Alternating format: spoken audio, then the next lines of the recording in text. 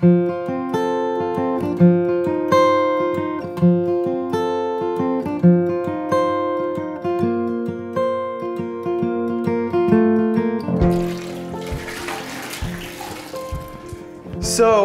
right now, we've taped the drywall and done a first layer of mud, and of course that makes sure the seams go away and it strengthens kind of like the little gaps between the drywall pieces that we cut.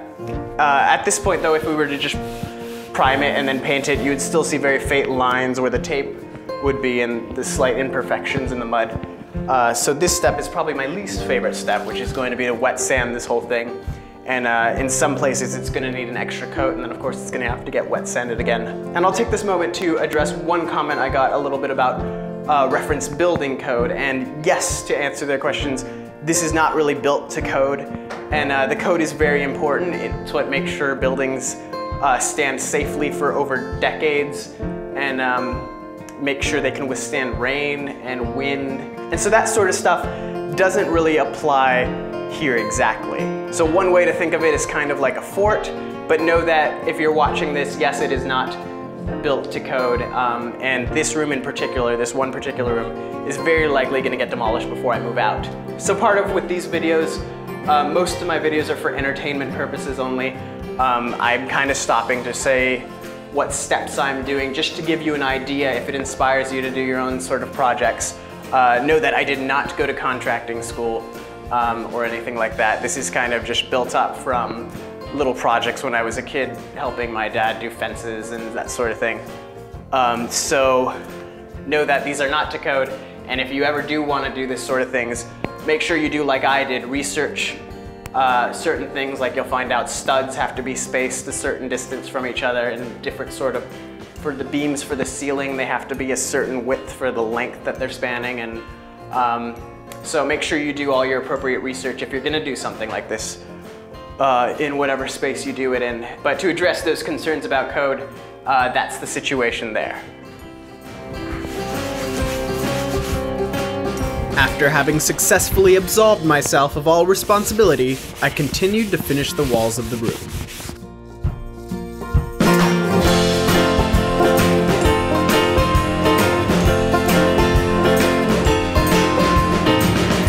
For the ceiling, I decided to take a different route. In addition to being simply more difficult to do, this particular ceiling was a jigsaw, made mostly from scraps left over from other projects. Rather than attempt to smooth it, I decided to hide it. So I opted to try my hand at simple texturing. This included creating a ceiling mud applicator, which I would make from a dowel, scrap piece of wood, and an old piece of shag carpet.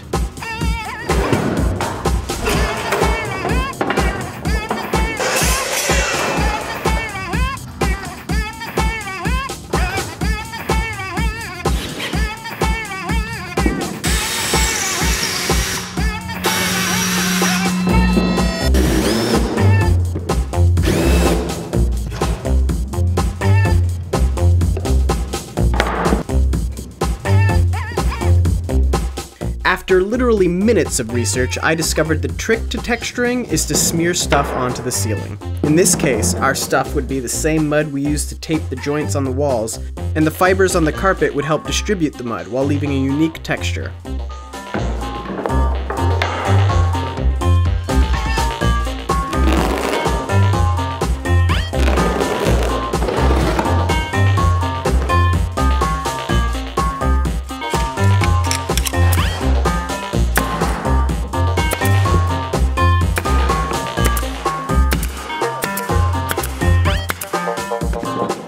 This is the most incredible thing I've ever made.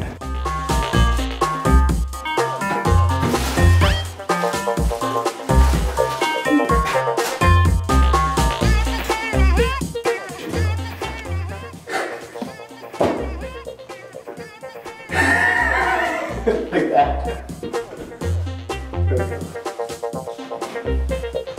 With my first attempt unsuccessful, I began experimenting with different amounts of mud and pressure as I stomped the material across the ceiling.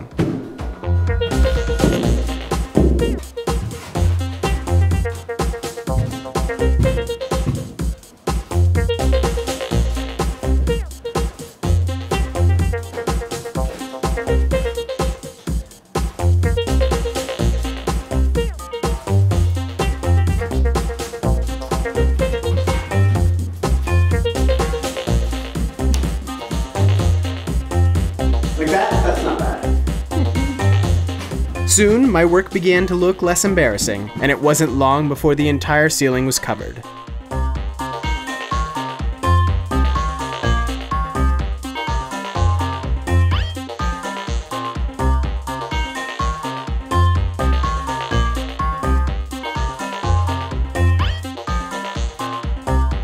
The last step was to knock down the texture to remove some of the most extreme peaks in the mud, while creating a more familiar look.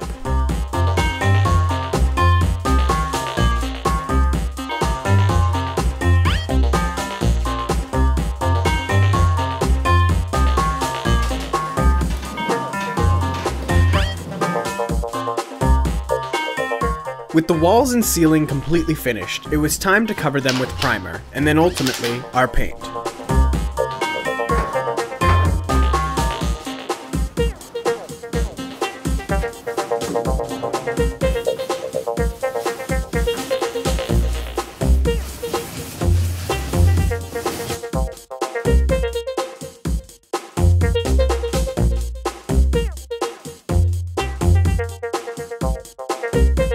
The ceiling and outside walls would be painted the same color as the rest of the apartment, a color named Elegant White. However, for the walls, Adira decided to select a color named Grape Green.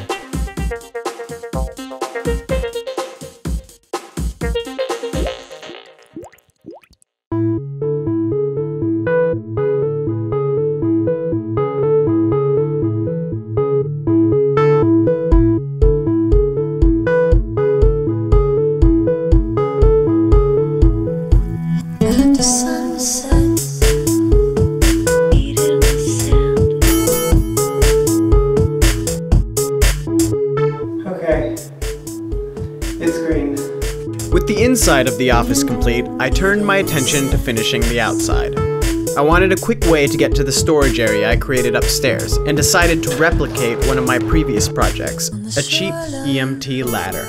So the main idea behind these is basically to avoid having to drag a ladder to the wall every time I want to access the stuff on the roof. And the great thing about these is they're very cheap and simple to make, and at least in my case, they fit the kind of rough wood Home Depot motif I got going on. Basically, all we're going to need is a couple of 2x4s that are going to be cut to the height of the room, as well as this, which is 1-inch EMT tubing, that's electrical metal tubing. And it's normally used to run wires through to protect them in construction, but it's just a great cheap material. They come in various different sizes. Right now we're going to be using 1-inch. But it's just a good strong metal tubing that won't rust too. We won't have to paint it or anything. We're also going to need a few pieces of 2x2s, and this is going to space the ladder away from the wall as well as attach the ladder to the wall. And finally, we're going to need some 1/4-inch threaded rod, which is basically going to bind the ladder together, as well as the associated hardware with that threaded rod.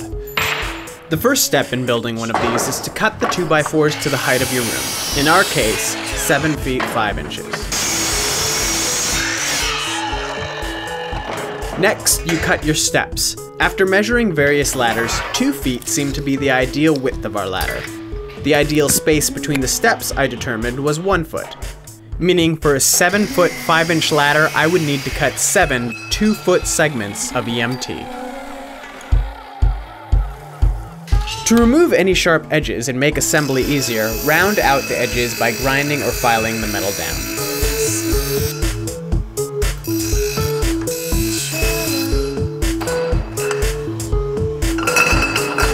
The next step is to prepare the 2x4 rails to accept our steps. Measure the 2x4s from what will be the bottom of the ladder and mark each at 1 foot intervals.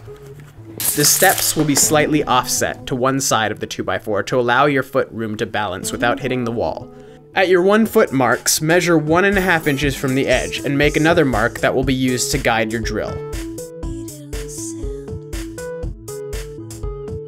For the 2 pieces, you're making a mirror image, so be sure to make sure the new marks are on the appropriate side. EMT is measured by its inside diameter, so to create an appropriate sized hole for 1-inch EMT, we're going to use a 1 1/8 wood boring drill bit. Now, drill a hole using your mark and stop about 1/4 inch from the bottom of the material.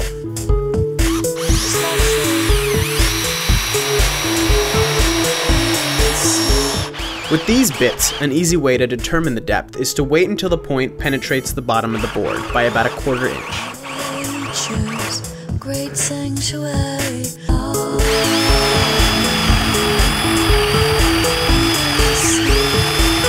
Once all your holes are made, you can begin inserting your EMT segments.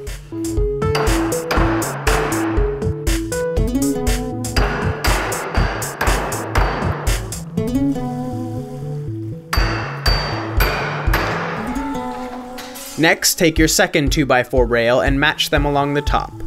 Once everything's lined up, press and hammer the ladder together, ensuring that all steps are settled deep in their sockets. The next step is to bind the ladder together. This will also be done by our 2x2s that secure the ladder to the wall. In our case, we will have 3 2x2s, one at the very top and bottom, and one in the middle. Choose steps that will fall in between those 2x2s to be reinforced with threaded rod. Then, drill holes approximately double the size of your threaded rod to allow the rod to pass through the EMT tubing.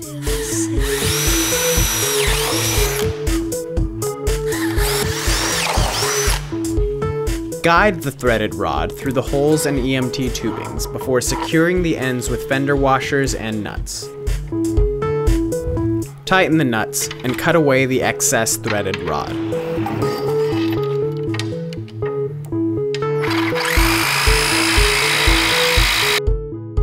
The ladder is complete. But before you can secure it to your wall, we need to cut our 2x2 spacers. The spacers should be a little bit longer than the ladder, approximately 2 feet 3 inches.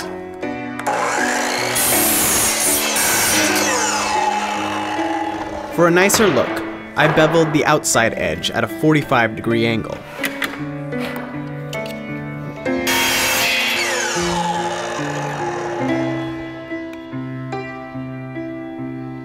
And finally, we need to attach the ladder to the wall.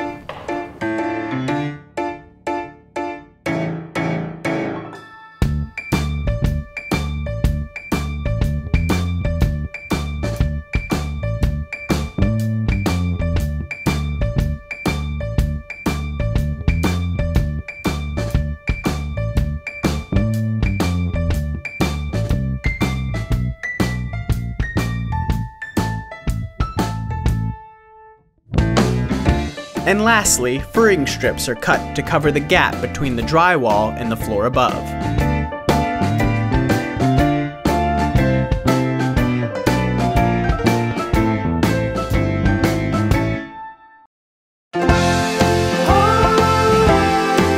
Okay, so we are now in the completed office, and I think now is a good time to remind you that I did not choose the color, nor am I responsible for any of the decor of this room.